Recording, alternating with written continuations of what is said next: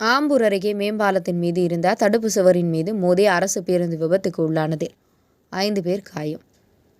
திருப்பத்தூர் மாவட்டம் ஆம்பூர் அடுத்த கன்னிகாபுரம் பகுதியில் பெங்களூரு சென்னை தேசிய நெடுஞ்சாலையில் கடந்த 1 வருட காலமாக மேம்பால பணிகள் நடைபெற்று வருகிறது.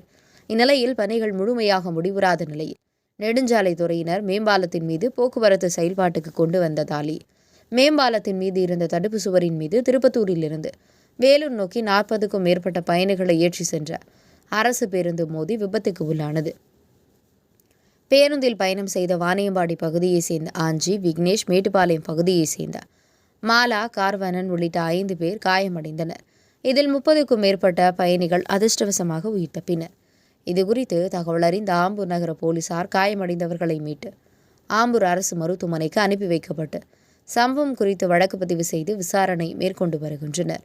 உங்கள் பகுதியில் உடனுக்குடன் முக்கிய செய்திகள் உங்கள் விரல் நுனியில் காண எங்கள் தவசி நியூஸ் 24 சேனலை காண தவறாதீர்கள். உங்கள் ஆம்பூர் செய்தியாளர் திருமலையுடன் உங்கள் தவசி ரமேஷ். என்ன பேட்டி எடுத்து சார் என்ன சொல்றாரு எல்லாமே